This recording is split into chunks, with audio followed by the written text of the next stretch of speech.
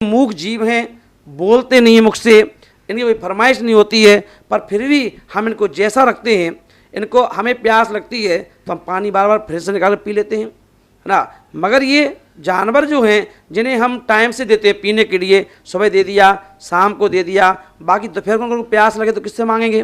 पर फिर भी हम उन जीवों पर कितना अत्याचार करते हैं।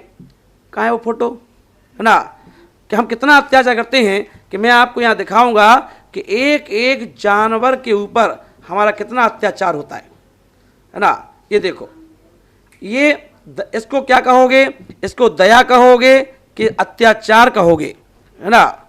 ये देखें, एक एक ट्रक में जहाँ पर मात्र 8-10 जीव ही बन सकते हैं, पर वहाँ कत्ल खाने के लिए हम एक साथ एक ट्रक में भर भर करके ऐसे जीवों को ले जाते हैं, है ना।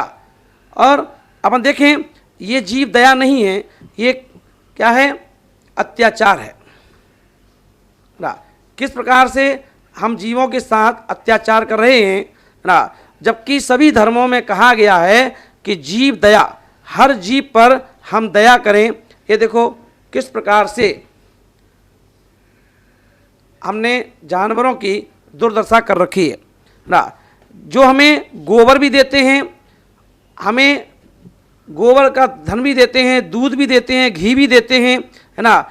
और जानवर होकर के भी ये हम पर इतना उपकार करते हैं, पर हम इनके उपकार का बदला इनको इस तरह से यातनाएं दे करके, है ना, इनके साथ अत्याचार करके कि जिस दिन ये दूध देना बंद कर देते हैं, हम इनके साथ ऐसा अत्याचार करना प्रारंभ करते हैं। इन्हें चंद थोड़ा सा लोभ में, थोड़ा छोटे छोटे लोभ में, है ना, आकर के हम इन्हें कसाईयों के हाथ में बेच देते हैं, है ना, 2000-5000 रुपए के लिए, और उनकी ये दुर्दशा होती है ना। इसके लिए सब लोग जिम्मेदार। अगर हम ऐसे जानवरों के, जहाँ पर अपन देखें जिनकी क्षमता 2 लीटर दूध देने की है, और हम उन जीवों को, है ना, ज़्यादा दूध लेने के चक्कर में उन्हें इंजेक्शन लगा देते हैं, है ना, जिससे उनका खून पानी बन कर के वह दूध के साथ आ जाता है। और अपन देखें, 1 गिलास दूध में, है ना, कम से कम 2 बूंद खून की और 8 बूंदें पस दूध के साथ में गाय का आता है, जो व्यक्ति पीता है ना। तो ये अत्याचार, अब हम किसी के साथ ऐसा काम करेंगे तो हमारे साथ कैसा होगा, हमारे साथ भी टिट फॉर टेट ना, जैसा आप कर रहे हो वैसा हमको भी भुगतने के लिए तैयार रहना पड़ेगा।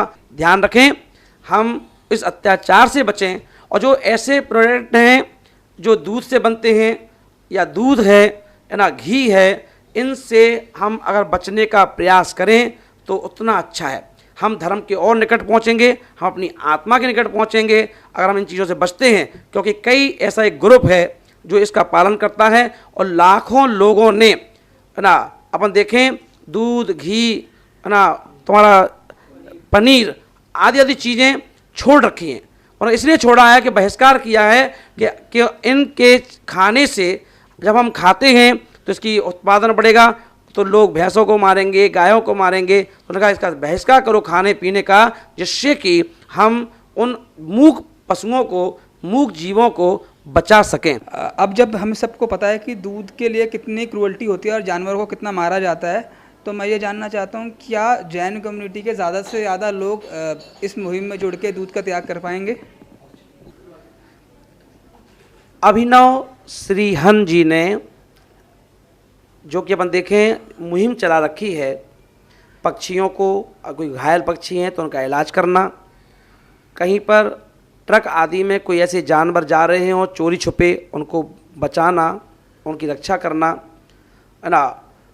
तो देखें, उनकी एक प्रश्न है कि महाराज श्री, कि हम लोग इसका प्रचार करते हैं कि हमारे दूध पीने से, हमारे क्रीम खाने से, हमारे बटर खाने से, है ना, मावा खाने से, मिठाइयाँ खाने से उन जानवरों पर जो एक अत्याचार होता है, उन पर एक जुल्म होता है, वो मूक पशु किसी कह भी नहीं पाते अपने दर्द को।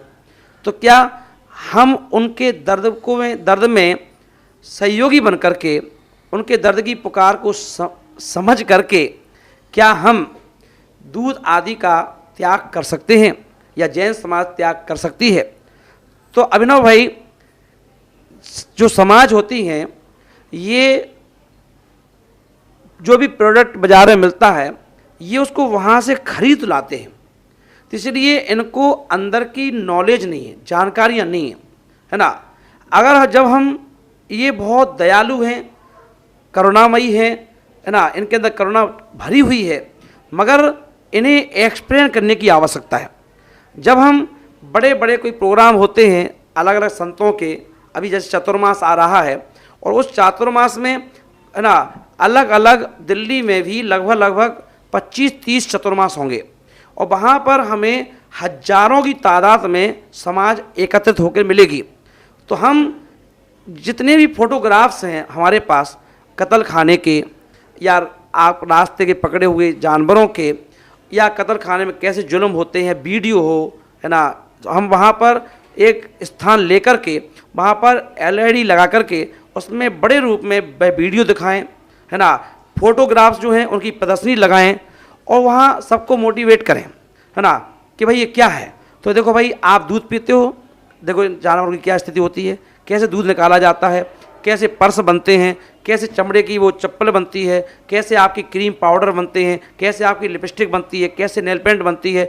अगर हम जब उनको ये चीज़ें बताते हैं और दिखाते हैं, तो ये देख कर के मुझे पूरा विश्वास है कि आप हजारों लोगों को दिखाएंगे तो हजारों लोगों में 1-2% लोग ऐसे मिलेंगे जो कठोर दिल के हों, पर बाकी जो बिल्कुल सहज भाव के लोग हैं वो आपके उस वीडियो को और आगे फोटोग्राफ्स को देख करके नियम से त्याग करेंगे, है ना।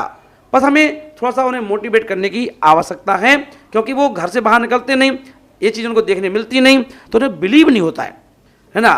अगर हम किसी से कहें दूध छोड़ दो, तो वो कहता है दूध छोड़ दो, उसमें क्या परेशानी है, अरे ये तो बड़े आसानी से आता है, मदर डेयरी पे हम लेकर आ गए, उसमें क्या है, वो तो पाउडर का है। पर उन्हें नहीं मालूम कि पाउडर कैसे बना, है ना, पाउडर भी तो दूध से ही बना, है ना। तो उनके दूध के लिए क्या किया गया, तो उनको वो पूरी जो लिंक जुड़ी हुई है, चेन है, वो उन्हें नहीं मालूम, है ना।